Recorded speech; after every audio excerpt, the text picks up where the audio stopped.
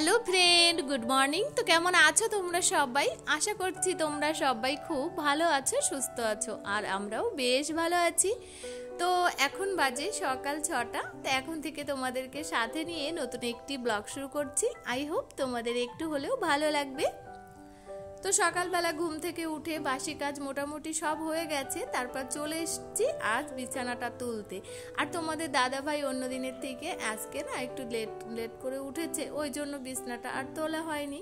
আর আমি তো ঘুম থেকে উঠেই আগে বিছানা তুলি।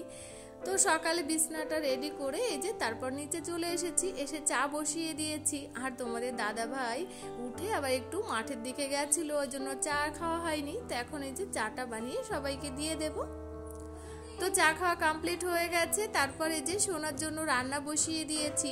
আর সোনার তো এখন মর্নিং স্কুল, যেহেতু 7:30 থেকে স্কুল, অনেকটাই সকাল সকাল আমাকে উঠতে হয়। উঠে সমস্ত কাজকর্ম করে তারপর সোনার স্কুলে টিফিন বানাতে হয়। তা ও কালকেই বলেছিল, মা আজকে আমাকে ডাল রান্না করে দেবে, আমি স্কুলে ডাল দিয়ে ভাত নিয়ে যাব। কি বলতো, ও তো বাড়ি আসতে আসতে 12টা বেজে যায়, ওর ভীষণ খিদে পেয়ে যায়, যেহেতু সকালে ভাত খাওয়া অভ্যাস। তা রান্না দেখো হয়ে গেছে অলরেডি। ওর জন্য আলু সেদ্ধ আর ডাল করেছি। আলু সেদ্ধ নেবে না, শুধু ডাল দিয়ে নিয়ে যাবে। তো ভাতটা ঠান্ডা করতে দিয়ে আমি এই যে ওর চুলটা এখন বেঁধে দিচ্ছি। আর এর মধ্যেই ও রেডি হয়ে গেছে।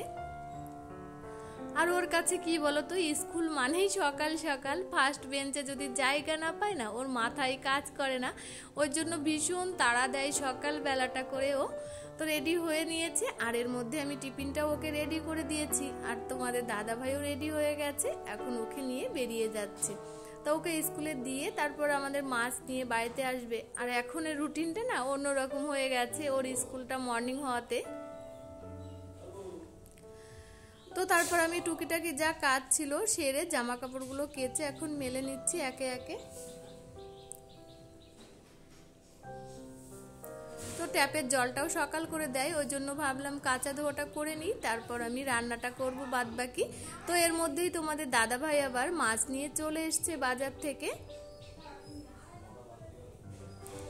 তো অনেকদিন না ডিম খাওয়া হয় না, তা ভাবলাম সকালবেলায় আজকে ডিম করি। তা ডিম রান্না করব, আর হচ্ছে ভেন্ডি চচ্চড়ি করব। আর সকালে ডাল করেছি, আলু সেদ্ধও আছে।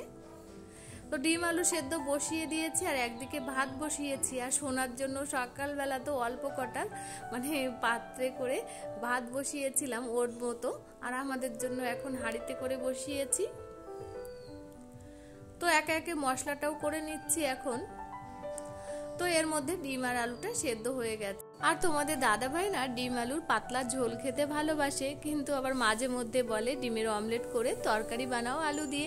আর সোনাও আবার অমলেটটা খেতে ভালোবাসে। তো এর মধ্যে ভাতটাও নামিয়ে নিয়েছি। তা ডিমের সব কিছু মশলা টশলা রেডি করে রেখেছি, কিন্তু এখন বানাবো না। আগে যে ভেন্ডিটা চচ্চড়ি করব, তারপর ডিমের তরকারিটা রান্না করব। আর এই ভেন্ডি চচ্চড়ি না মাঝে মাঝে আমার ইচ্ছে করে, কিন্তু বাড়ির কেউ না খেতে চায় না, শুধু ভাজাটাই পছন্দ করে। তা তোমাদের দাদা ভাই বললো আজকে আমি খাবো, তুমি বানাও অল্প করে। তাই যে অল্প করেই রান্না করছি।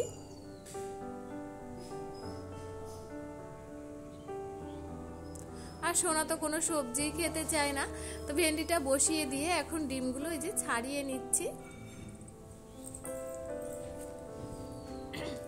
তো দেখতে দেখতে আমার ভেন্ডিটা হয়ে গেছে, এখন নামিয়ে নিয়েছি। আর যেহেতু দেওরের বিয়েই কাল বাদে পরশু দিন, তার জন্য প্রস্তুতি নিচ্ছি। তা তোমাদের দাদা ভাই বলছে ব্যাগ গোছাতে শুরু করো, তার কারণ পিসি বারবার করে বলছে বিয়ের আগের দিন যেতে।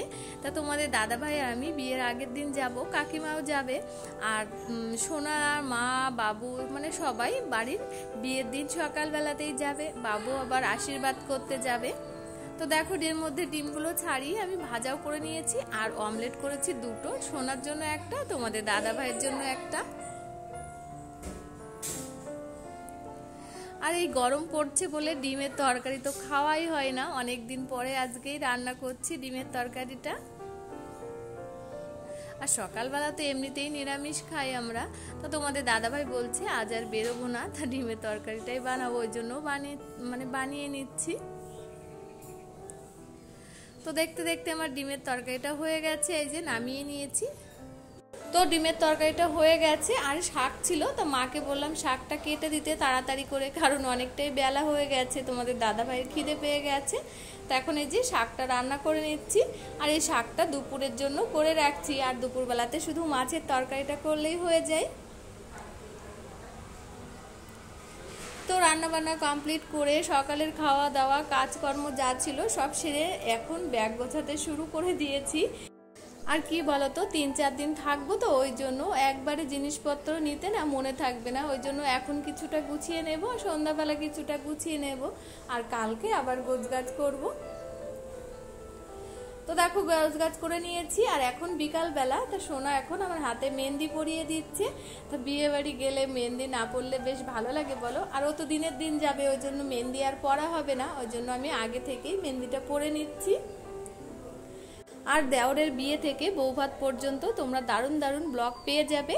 আর যেসব বন্ধুরা আমার চ্যানেলটিকে অলরেডি সাবস্ক্রাইব করে দিয়েছো তাদেরকে অসংখ্য ধন্যবাদ, আর যারা এখনো করনি তারা চাইলেও আমার চ্যানেলটিকে সাবস্ক্রাইব করে আমার ছোট্ট পরিবারে বন্ধু হয়ে থাকতে পারো। তো এই ভিডিওটি আর বড় করছি না, এখানেই শেষ করছি। তো ভিডিওটি তোমাদের কেমন লাগলো অবশ্যই একটা কমেন্ট করে জানিও। তো আবার ফিরে আসছি নতুন কোনো ভিডিওতে, ততক্ষণে তোমরা ভালো থেকো, সুস্থ থেকো, নিজেদের খেয়াল রেখো। তা আবার দেখা হচ্ছে খুব তাড়াতাড়ি নেক্সট ব্লগে, ততক্ষণে সবাইকে টাটা।